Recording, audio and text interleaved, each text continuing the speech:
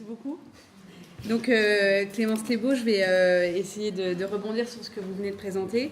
Donc je travaille à l'Université de Limoges, je suis économiste de la santé. Je n'ai pas de conflit d'intérêt, sauf que j'ai travaillé pour la Haute Autorité de Santé pendant un certain temps. Ce qui est aussi un conflit d'intérêt d'une certaine façon. Donc globalement, je trouve que ce que vous avez dit est absolument passionnant, extrêmement complet. Donc je suis dans l'incapacité totale de rebondir au sens critique, d'identifier ce que vous n'auriez pas dit, pas vu, ce qui serait discutable. Je pense qu'on est tous là, on partage tous ce sentiment d'avoir appris énormément grâce à vos deux interventions.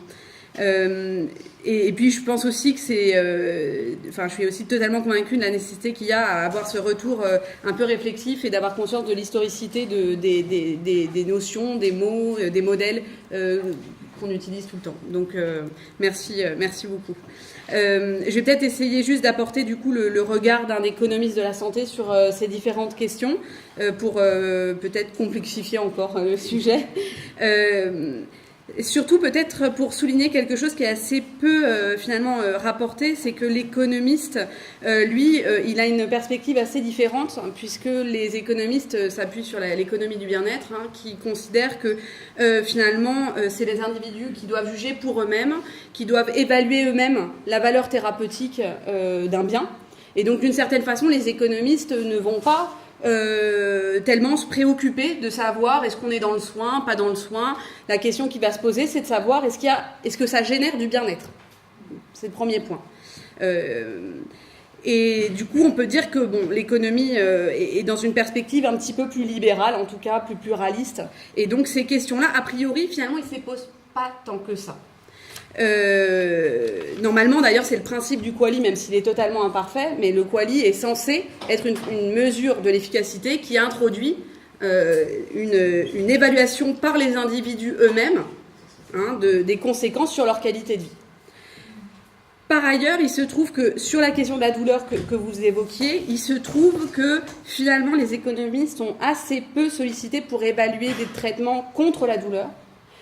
Certainement parce que l'histoire de ces médicaments font que ce n'est pas les produits les plus coûteux, en tout cas ceux qui ont comme objectif principal qui est le soulagement de la douleur. Et donc finalement, en tout cas moi, en 10 ans d'expérience, ça ne m'est jamais arrivé de travailler sur l'évaluation économique d'un produit dont l'objectif était uniquement antalgique. Donc du coup, d'une certaine façon, on n'a pas eu à se poser cette question de comment on évaluerait la valeur thérapeutique d'un antalgique. En tout cas, je n'ai jamais rencontré cette question-là. Je peux juste rapporter que malgré tout, la possibilité, bien sûr, est envisagée, et notamment les QALY, pour ceux qui le connaissent, proposent des états, des QALY négatifs qui sont des états considérés comme pires que la mort. Donc il y a bien cette idée que la douleur peut être perçue par le patient comme une situation extrême, et dans ces cas-là, l'évaluation économique en rendra compte de cette façon-là. Alors, il y a quand même, on pourrait envisager des situations où la prise d'un antalgique génère des risques qui généreraient des coûts pour la collectivité. Et là, dans ces cas-là, l'économiste arriverait dans le débat. C'est le cas aux États-Unis avec l'oxycodone. Oui. C'est un problème économique majeur, là, avec la toxicomanie induite de façon massive. Okay. Heureusement, on y a échappé pour le moment. Ok, oui. Donc il y a quand même des situations où l'économiste pourrait se voir confronté à cette question qu'on évoque ensemble. D'ailleurs, il y a eu, alors je ne sais pas où est-ce qu'on en est, mais il y a eu un moment, en tout cas, où en Grande-Bretagne, il y a eu des recommandations de ne pas faire de péridurale pour les femmes ayant un deuxième, enfin pour des naissances ultérieures après le premier, pour des raisons éventuellement effectivement économiques, parce que du coup, s'il y a péridurale, il y a une hospitalisation plus longue, etc. Donc tout ça pour dire que c'est pas impossible que les économistes puissent un jour se confronter à cette question de comment on évalue ces douleurs et ces douleurs extrêmes.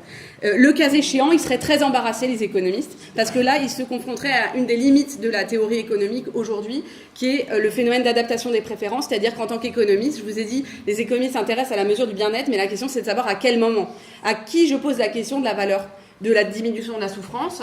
Est-ce que je la pose avant à des individus qui ne l'ont pas eu, au moment où ils souffrent, après où ils souffrent? On a une historicité de l'émotion, de la douleur, et là les économistes seraient extrêmement embarrassés. C'est un sujet très important en économie aujourd'hui, cette question du phénomène d'adaptation des préférences, et on a des économistes qui travaillent bien évidemment sur cette façon de pouvoir prendre en compte cette histoire de l'émotion et de l'évolution des préférences, notamment Kahneman et Tversky. Mais bon, c'est un sujet qui nous met en difficulté. Voilà. Et clairement, les économistes seraient très réticents à devoir là, aujourd'hui, contribuer à un débat sur la prise en charge de la douleur extrême. Il y a une autre question qui, par contre, intéresse beaucoup les économistes, c'est de savoir qu'est-ce qui relève de la solidarité nationale. Est-ce que parce qu'on est dans le soin, alors du coup, il faut qu'il y ait parce que c'est du soin, alors ça justifie le remboursement. Et si on serait en dehors du soin, alors dans ces cas-là, non, c'est du ressort du marché. Là-dessus, les économistes, je pense pas, aient besoin de cette catégorie-là. On dira plutôt que s'il y a une production de bien-être, si une intervention génère du bien-être et que rembourser cette intervention permet à tous d'y accéder, dans ce cas-là, c'est efficace socialement de mettre en œuvre les conditions pour qu'on y accède. Donc, d'une certaine façon, je pense que les économistes ne chercheraient pas trop à se dire est-ce que là on est dans le soin, est-ce qu'on n'est pas dans le soin, est-ce qu'on est dans un autre registre. Malgré tout, il y a quand même la question en économie qui est celle qu'on appelle les goûts de luxe. Et qui aussi est une des limites de la théorie économique, c'est-à-dire qu'il y a des auteurs, Dworkin, etc., qui se sont dit, mais si l'objectif des économistes c'est de faire en sorte de maximiser le bien-être dans la collectivité, d'accord, mais il y a des gens qui sont difficiles à satisfaire. Donc du coup, comment on fait ? On pourrait avoir ce débat sur des questions sur l'esthétique, la frontière entre le thérapeutique, l'esthétique, sur l'enhancement, etc. Et dans ces cas-là, qu'est-ce qu'on fait ? Alors les économistes quand même travaillent. Et donc du coup depuis, notamment il y a toutes les théories de la justice sociale, Rawls, Amartya Sen, qui vont justement remettre en cause l'utilitarisme à cause de ça, en fait à cause de ces deux points que j'ai évoqués, l'adaptation des préférences et les goûts de luxe, et qui vont dire en fait ce qui compte c'est pas de maximiser le bien-être, c'est de dire que ce qu'il faut c'est permettre à tous d'avoir, de pouvoir fonctionner, de pouvoir mettre en œuvre des fonctionnements au sens d'Amartya Sen, des capacités. Et si un produit, une intervention permet d'offrir aux individus l'accès à ce fonctionnement, dans ce cas-là, c'est justifié de le rembourser, c'est justifié de l'offrir à tous. Donc, dans ces cas-là, voilà, les économistes s'intéresseront pas tellement de savoir si on est dans du médical ou pas du médical, ils s'intéresseront surtout de savoir quel est l'impact de cette intervention, soit sur le bien-être, s'il reste dans le cadre classique, soit sur l'équité de fonctionnement, donc le fait d'avoir une vie professionnelle épanouie, le fait d'avoir une vie affective épanouie, de pouvoir être libre. Et dans ces cas-là, les économistes diront que dans ce cas, c'est justifié de le rembourser, peu importe dans quelle catégorie on positionne le produit. Voilà, donc ça c'est juste quelques réactions du point de vue de l'économie du bien-être sur ces deux sujets. Après, il y a d'autres questions plus prosaïques, plus concrètes sur l'impact du système de soins et de son organisation sur la consommation de médicaments. Vous avez évoqué le fait que le temps, l'empathie du médecin est finalement une thérapeutique très efficace. Et donc ça, c'était un point qui avait été souligné par la Haute Autorité de Santé dans un rapport sur le développement de la prescription thérapeutique non médicamenteuse. Le temps lui-même va avoir un impact sur la prescription. Et le temps peut être contraint par les modalités de rémunération des soignants, des médecins. Et donc, d'une certaine façon, il y a une question posée de savoir comment on incite, ou en tout cas comment on indemnise, on compense ces soignants pour le temps passé à écouter le patient, même si ça ne conduit pas à dans l'objectif que le médicament ne soit pas la seule réponse. Et donc ça avait amené cette réflexion-là sur les modes de rémunération et également une réflexion sur les représentations symboliques et le fait d'encourager les médecins, par exemple, à écrire sur l'ordonnance des conseils, même non médicamenteux, parce qu'il y avait des choses symboliques qui se jouaient là. Donc du coup, toute cette réflexion sur l'organisation du soin et de l'échange. Et donc du coup, peut-être je peux vous poser la question de savoir si vous êtes d'accord avec cette idée que le mode de rémunération actuel, par exemple la rémunération à l'acte, sans prendre en compte la question du temps passé, vous semble être effectivement un frein à cette écoute empathique ? C'est une question qui est assez difficile. Les législateurs ont parfois essayé de donner une réponse en donnant une valeur différente à une consultation lourde ou à une première consultation, en donnant donc davantage de sous, donc davantage de temps. C'est une question qui est philosophique. Chez les médecins, quand j'étais étudiant, on aurait pu dire que 90% ou 95% des étudiants en médecine étaient des farouches partisans de la médecine libérale et du paiement à l'acte. Dans les facultés actuelles, c'est loin d'être le cas, mais ça ne veut pas dire qu'il y a une majorité nette d'étudiants à l'heure actuelle qui se positionnent en faveur d'autres modes de rémunération. Beaucoup d'étudiants seraient très contents d'être médecins salariés dans un dispensaire quelconque. Quelques-uns, mais pas tellement, sont attirés par un financement du type anglais avec un paiement à la circonscription en quelque sorte, nombre de malades qu'on prend en charge. Bon. C'est sûr que le paiement à l'acte pur et simple, surtout à la valeur de l'acte de médecine générale, qui est quand même inférieure le moins qualifié de tous les métiers, prend beaucoup plus cher de l'heure que le médecin généraliste. Le médecin généraliste qui va prendre 4 malades, c'est qu'il est déjà du costaud. 4 malades à l'heure, il ne faut pas traîner. Hein, même 5, il a en gros 120 € de l'heure. Bon, allez changer une ampoule et vous verrez combien vous paierez si vous n'êtes pas capable de le faire vous-même. Bon, donc voilà, c'est des vrais problèmes, ça, c'est vrai. Mais les mentalités dans les facultés ont évolué. Elles ont beaucoup moins évolué, bien qu'un petit peu au niveau des représentants de la profession, y compris au Conseil national de l'ordre, même s'il n'est plus ce qu'il était il y a 20 ou 30 ans. Ok. Et sinon, j'avais une question pour vous. Vous avez beaucoup parlé de la France. Je crois qu'il y a des arbitrages différents dans d'autres pays européens, justement sur l'accès aux antidouleurs. Je sais notamment qu'en Suède, par exemple, on peut avoir un accès plus rapide par défaut à des antalgiques, y compris morphiniques. Alors on pourrait expliquer ça par des critères d'efficience économique, hein, c'est-à-dire tout simplement ça permet d'éviter le recours à une consultation, ça permet de permettre que les patients reviennent plus rapidement à domicile après une hospitalisation. Donc on pourrait imaginer une réponse qui serait uniquement de rationalité économique, mais est-ce qu'il pourrait y avoir également culturellement des familles de pays différents vis-à-vis de cet arbitrage entre autonomie des individus dans la balance bénéfice-risque, dans l'accès aux psychotropes en Europe. Et quelles seraient ces familles-là? Est-ce qu'elles recouperaient les familles traditionnelles qu'on a sur les questions morales, par exemple sur la politique de gestion des risques, sur... Alors, moi je suis spécialisée vraiment sur la France, mais c'est vrai qu'on voit quand même les spécialistes sur les psychotropes constatent qu'il y a en France un problème important qui vient de ce dont j'ai parlé du moment de la Première Guerre mondiale, en fait, où les premières lois se mettent en place véritablement. La France subit à ce moment-là toute une propagande vraiment très importante dans la presse, et à ça s'ajoute la pression des États-Unis, qui sont eux qui subissent la pression des ligues de tempérance à cette époque-là, pour faire voter des lois contre les psychotropes. Donc la France, qui est en guerre et qui est alliée aux États-Unis, subit deux types d'influences. Donc des États-Unis qui veulent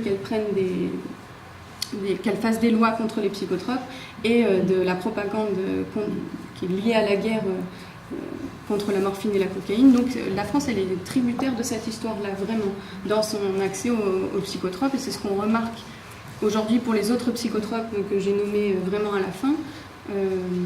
Aux États-Unis, on commence à mettre en place des traitements à base de MDMA pour le stress post-traumatique. C'est quelque chose dont on est très très loin en France, et ça se passe aussi en Israël.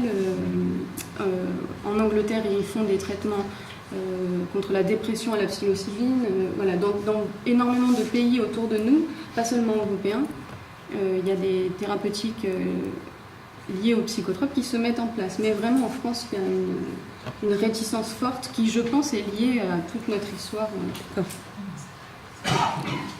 Est-ce que vous avez des questions? Oui, je vous en prie. C'est-à-dire que c'est à vous que je voudrais poser la question.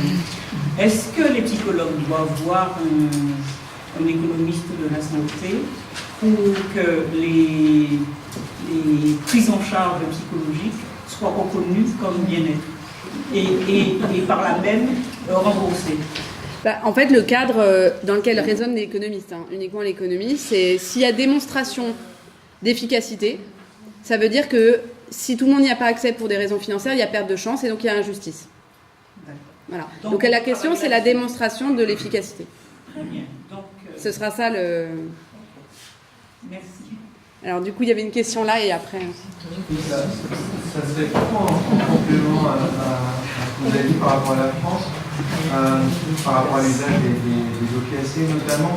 Je pense qu'il est quand même très important de souligner que la circulation des médicaments dans une sphère économique nationale, en temps de guerre, se distingue massivement de la période de paix, parce qu'on peut voir très bien en France, en la guerre mondiale, en Allemagne, comme la deuxième, que les autorités publiques orientent le flux de la production vers les hôpitaux militaires, s'assurer du maintien du service militaire, et ça va toujours de pair, dans les deux pays d'ailleurs ça se voit très bien, avec des campagnes d'éducation sanitaire contre l'abus de médicaments, parce qu'il s'agit d'éduquer la population en même temps pour qu'elle accepte de moins consommer ou de se tourner, comme le font les nazis à l'époque, vers des médicaments naturels, parce qu'on peut les produire dans ces cadres non industriels localement.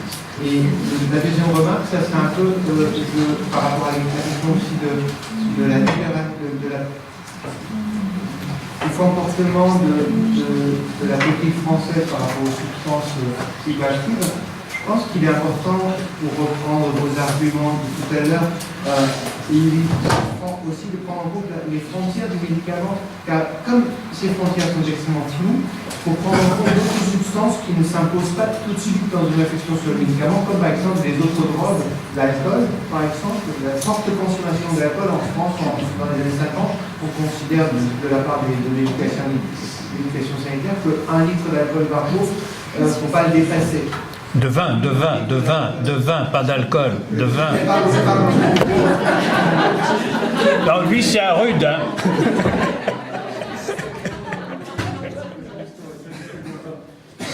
Et je pense que c'est très important parce que, en même temps, à la même époque, dans d'autres pays, vous avez d'autres frontières.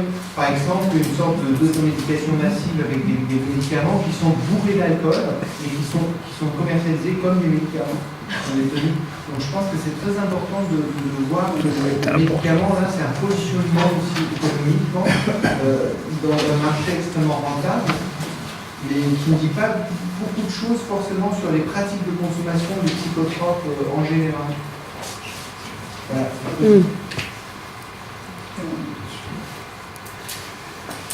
Je vais faire 3 remarques.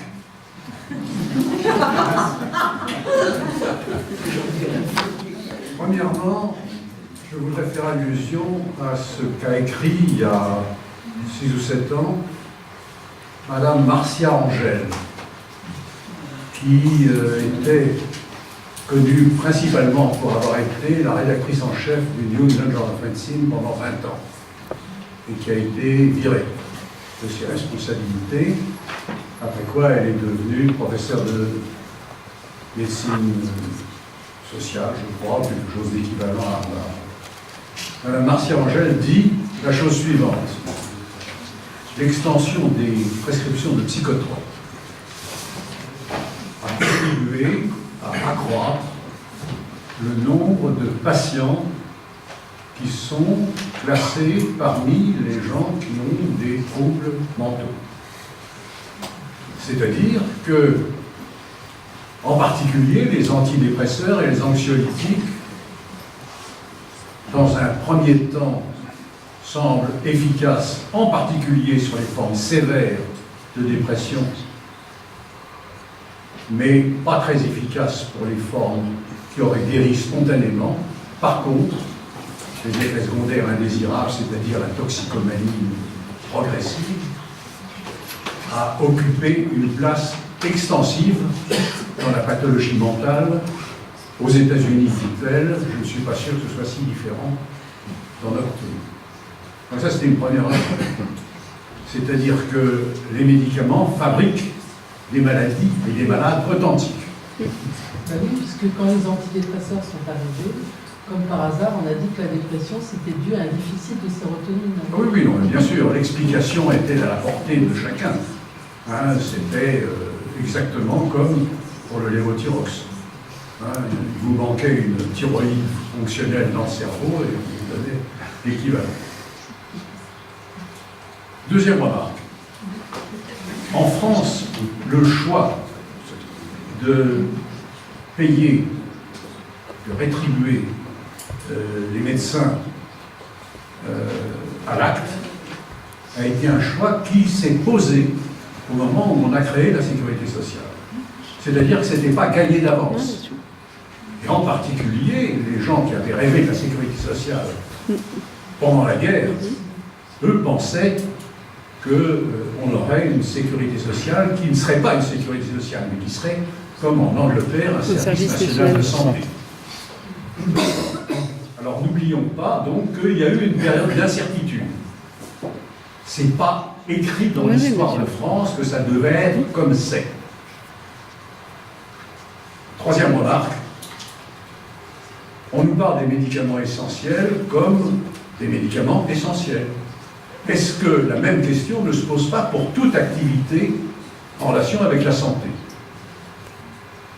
Est-ce que vous avez entendu dans la polémique récente concernant l'obligation vaccinale pour 11 maladies infectieuses que l'on évoque le caractère essentiel des vaccins que l'on mettait sur la liste de ceux qui étaient rendus obligatoires? Rien de semblable. Il y a eu une espèce de liste qui est née d'elle-même. Et aujourd'hui, vous ne disposez pas des éléments qui permettraient de dire, ben oui, je suis d'accord, non pas avec l'obligation vaccinale ou pas, sur ce point-là, on peut penser que l'obligation a des effets positifs ou des effets négatifs, comme n'importe quel type de prescription.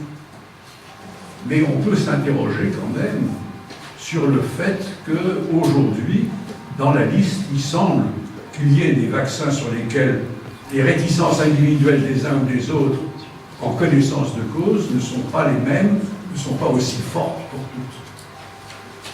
Et puis c'est vrai aussi pour les actes médicaux, c'est vrai pour toute l'activité de santé. Alors, est-ce qu'il n'existerait pas quelque chose d'équivalent à un essentialisme sanitaire? À ne pas confondre avec l'essentialisme des gens qui disent que l'essence précède l'existence ou l'inverse. Après, les actes médicaux, comme les médicaments, comme les dispositifs, sont évalués par une commission qui va juger de leur opportunité.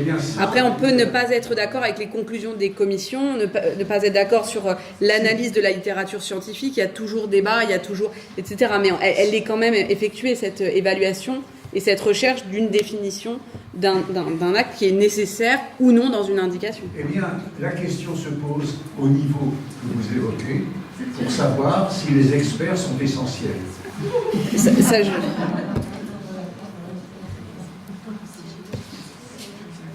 C'est un processus délibératif et du coup, comme tout processus délibératif, si on veut valider le résultat, il faut être d'accord avec les différentes étapes qui ont permis d'y aboutir.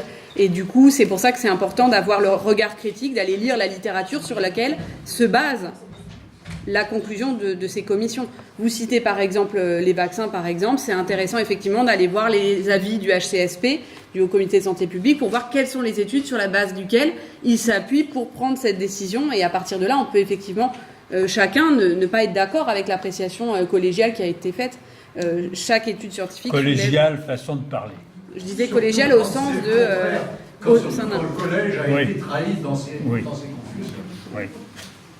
La concertation nationale sur les vaccins, qui a eu lieu il y a 1 an et demi à peu près, a donné des conclusions sensiblement différentes, sinon opposées, à celles que son président a décrétées, qui a fait hors l'objet de la loi. Alain Fischer. Ouais. Alain Fischer, pour ne pas le nommer. Est-ce qu'il y a d'autres questions? Une question à propos de l'histoire, de l'approche historique. J'ai apprécié du présentation l'histoire des influences antalgiques. Et quoi? Des antalgiques. L'idée de guerre à l'opium. Je m'interroge sur la prise en compte de la guerre de l'opium. À l'époque, les enjeux que cette guerre pouvait, l'impact des enjeux économiques, militaires sur la production l'usage des antalgiques. Voilà, je m'interroge. C'est d'autant plus intéressant qu'aujourd'hui, il y a des interventions militaires humanitaires. Voilà, alors ça s'apparente un peu aux interventions humanitaires du XXIe siècle.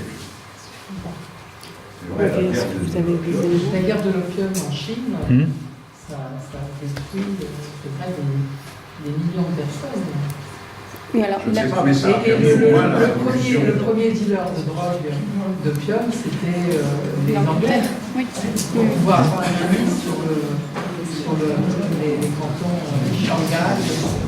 Non, la guerre de l'opium a certainement joué, mais plus pour les pays anglo-saxons et notamment l'Angleterre, puisque c'est elle qui est à l'origine de cette guerre-là. J'ai pas, moi, de source pour l'instant qui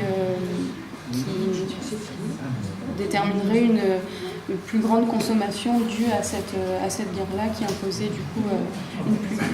Il y a quelque chose. Ok. En tout cas, la guerre que les Allemands auraient menée aux Français en les inondant de morphine et de cocaïne a fait beaucoup moins de morts que la non-guerre qu'a déclaré les États-Unis à la France avec le Coca-Cola.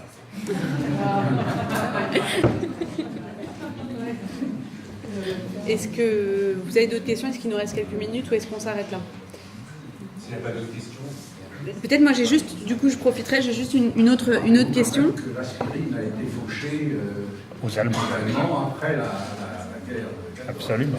Il y a quelque chose qu'on n'a pas évoqué là et qui ressort de la littérature en sociologie sur le médicament. L'objet médicament, c'est aussi un objet qui a des propriétés indépendamment des substances actives. Et dans les représentations symboliques des patients, c'est pas si simple de se passer de médicaments. On voit que ce qui ressort de cette littérature, c'est que pour le patient, consommer un médicament, c'est aussi un peu consommer du médecin. C'est aussi s'approprier la thérapeutique. Non mais c'est quelque chose qui est ressorti de la littérature du groupe de travail qui avait été réalisé à l'HS sur le sujet. Donc, quand le médecin prescrit et écrit sur l'ordonnance, il y a quelque chose qui se joue de très très ancien dans le fait d'utiliser en plus des formules difficiles, compliquées, ésotériques. Donc, ça, là-dessus, quand on a travaillé sur le sujet, à l'HS, on essaye de se dire comment est-ce qu'on peut envisager de faire évoluer des pratiques non justifiées. En l'occurrence, c'est très difficile d'apporter autre chose. Alors, on pourrait s'interroger sur l'utilisation d'autres substances non médicamenteuses, mais de type phytothérapique, etc., et qui peuvent peut-être en fait répondre à cette question-là, qui est le besoin d'une ingestion d'un produit pour d'autres raisons que leur efficacité purement objective. Et si vous avez des réponses à ce sujet... Alors moi je dirais qu'il ne faut pas changer.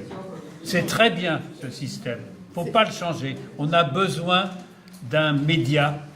Un certain nombre de patients de souffrance, je dirais, ont besoin d'un média. Ils le prennent parfois eux-mêmes avec leur petit verre de whisky le soir. C'est pas si simple que ça de s'en passer complètement. Et ça, on ne peut pas supprimer. Ça serait une énorme erreur de le faire. Oui. Justement, en écho, mais vous avez lu dans mes pensées, madame, je voulais faire le lien avec la très belle conclusion du professeur Thomas sur la presque une prescription. Justement, est-ce qu'on a une évaluation de la recommandation de la haute autorité de santé en matière de prescription par un médecin de thérapie non médicamenteuse? C'est une recommandation de 2012. Est-ce qu'on a un regard médico-économique? Est-ce qu'on a un regard d'évaluation plus généraliste sur cette recommandation préconisée à l'adresse des médecins généralistes, prescription de thérapie non médicamenteuse? Alors, la conclusion du rapport, et je reprends la première question qui était posée, c'est normalement, on devrait évaluer ces thérapies-là comme on le fait pour un médicament ou pour n'importe quel autre type d'intervention. C'est-à-dire qu'on doit évaluer l'efficacité comparative et voire même le rapport coût-efficacité incrémental. Voilà, est-ce que la HAS a produit? Alors, la HAS comment dire, et cette évaluation ne peut la faire que produit par produit, indication par indication. Je peux parler, si on parle du sport, on ne peut pas évaluer l'efficience du sport dans l'absolu. C'est le sport pour qui, comment. Donc du coup, c'est un sujet qui est en train de se développer, mais qui pose des questions. Du coup, ça renvoie à les questions de la matinée. C'est qui finance les études pour prouver l'efficacité de ces stratégies-là, sachant qu'on n'a pas un acteur industriel qui est incité à demander le remboursement. Mais dans l'absolu, il n'y aurait pas de question de principe qui s'opposerait à cette évaluation. Et du coup, la conclusion de la HAS était on ne peut pas recommander dans l'absolu ces thérapies.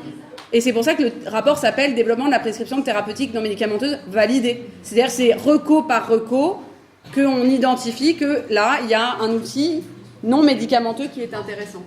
Je voudrais dire qu'on parle du sport, là, parce qu'effectivement, c'est une des récentes thérapeutiques non médicamenteuses qui sont prescrites. C'est un bordel absolu. Moi, je m'occupe de football également à mes heures perdues. Et dans mon département du Val-de-Marne, nous devons, mercredi prochain, lors du comité directeur de football, voir ce qu'on peut faire pour rentrer dans ce processus. On a reçu une documentation officielle disant qu'un district, un club peut se mouler dans cette prescription médicale de l'activité sportive. Mais c'est quasiment irréalisable. Nous n'avons que 35 000 licenciés. C'est quand même pas tout à fait nul. Hein. Nous n'avons pas les moyens, ni les compétences nécessaires, parce que ça nécessite pour mettre en place des éducateurs qui ont été spécialement formés. Il n'est pas dit comment ils peuvent être formés, mais ils doivent être formés. Oui, donc c'est un champ, c'est un bordel. C'est un champ qui s'ouvre. Si un jour voilà, ça peut être évalué, ça sera évalué dans 15 ans, au mieux. Oui. Par contre, il y a des thérapeutiques non médicamenteuses qui sont évaluées depuis très très longtemps, sont les régimes alimentaires. Oui. Merci Coca-Cola, par exemple. Mais après, c'est vrai que c'est un champ qui s'ouvre. Il faut quand même souligner une spécificité, c'est que par rapport aux médicaments, là, on est dans une situation avec une balance bénéfice-risque tout à fait différente. Donc, la question, c'est y a-t-il un risque? Il y en a un peu, on le sait, hein, il y a des risques de... Bon, mais on n'est pas nécessairement... Enfin, il ne faut pas forcément plaquer le modèle du médicament dessus, puisqu'on n'a pas le même contexte de risque. Et après, il y a la question, tant qu'elle n'est pas remboursée, le risque, d'une certaine façon, c'est leur inefficacité. Hein, donc du coup, il faut ajuster les exigences d'évaluation par rapport à l'objet. On va prendre deux dernières questions.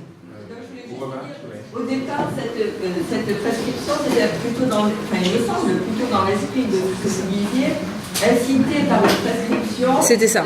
Voilà. Bon, c'était pas une question de remboursement de sport, c'était inciter les gens à dire votre médecin vous l'a conseillé, ça a une valeur, il faut peut-être tout simplement marcher un peu plus. C'était pas simplement rembourser un sport. Alors c'est là où ça devient vicieux, les effets. Mais même en dehors du remboursement, simplement prendre un groupe de gens à risque, sédentaires, les amener à une activité physique, ça ne se fait pas comme ça. Non. Hein, et si demain, Madame Schmoll, qui a décidé de faire 1 kilomètre de marche à pied, ce qui ne lui est pas arrivé depuis 10 ans, meurt d'infarctus du myocarde, qu'elle devait faire de toute façon si elle était restée dans son lit au même moment, hein, voilà, ça pose des problèmes tout à fait considérables de responsabilité. C'est pour ça qu'il y a des tas de gens qui, au-delà de cette recommandation, l'exercice physique, c'est bon pour la santé, on va dire, il faut qu'on matérialise ça. Et pour matérialiser ça, il faut des cadres, il faut des spécialistes, et on va dans l'usine à gaz. Mais effectivement, au départ, l'esprit, c'était que le fait de dire oralement n'a pas la même valeur pour un patient que si vous l'écrivez sur l'ordonnance. Donc en fait, c'était une incitation à donner le même statut thérapeutique Absolument. que le médicament. Mais effectivement, il y a tout de suite eu des demandes sur la question du remboursement, ce qui montre des questions de la journée. Hein. C'est-à-dire qu'en France, on mélange la question du remboursement et de l'autorisation d'accès. Et effectivement, du coup, là, c'est effectivement compliqué, même s'il y a quand même des façons de l'évaluer. On a des analyses populationnelles, etc. Mais voilà, il y a du travail. Le peut-être que l'auscultation est mieux, puisqu'il est écrit sur le papier aussi. L'auscultation question était là. Ouais, pardon, excusez-moi. Moi, j'avais une toute petite question, parce que depuis ce matin, je trouve l'ensemble des exposés extrêmement intéressant, mais j'ai du mal à situer la France, si vous voulez, en termes de consommation de médicaments par rapport à d'autres pays. Assez élevé. Ça veut dire quoi par rapport aux pays de Normalement, il y a quelques années, on était parmi les plus gros consommateurs. On n'est pas les leaders, mais on est bien placé. On est dans le premier tiers.